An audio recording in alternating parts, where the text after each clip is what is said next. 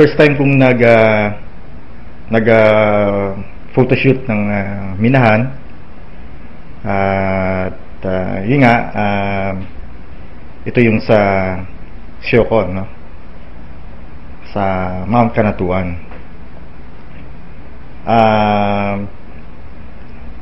Sa una, sa simula, sa biyahe, nakikita mo yung yung napakagandang tanawin, no, ng kalikasan.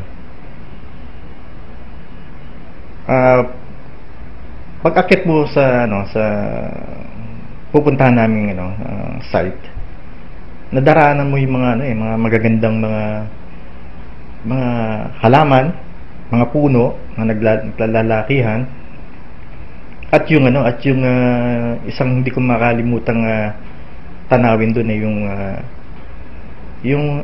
yung paglubog ng araw, na parang mas maganda pala siya pag nakalubog, dahil mas nagbibigyan ng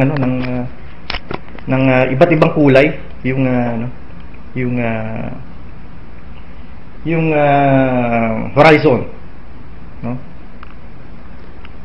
So yun isang nakita kong nagpasaya sa akin sa pagkuha ng litrato.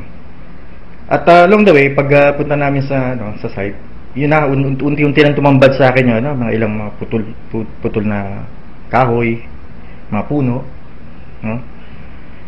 At yun nga, medyo mahigpit yung seguridad nila doon, hindi ka basta-basta makakapasok.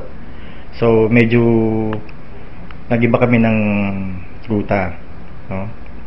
Pero kita pa rin siya yung buong larawan ng minahan, na makikita mo nga doon yung sa kabilang side medyo kulay green at maberde pa, pero dito sa kanilang mismong site ng minahan ay nakalbo na yung mga puno, no? At patuloy pa nilang sinusudsod yung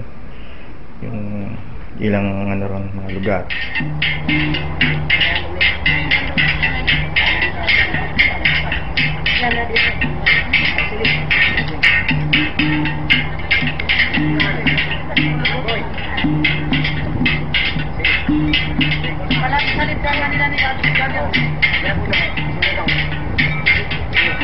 Kami ng pagkakataon na makakwentuhan mga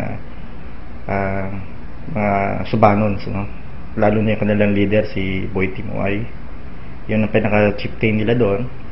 Dati raw ay hindi sila nakakaramdam ng ganung mga tipo ng galis or mga sakit na nakukuha dun sa ilog o sa dagat. Napakahalaga ng papel natin na bilang mga photographer na i-capture yung mga ganung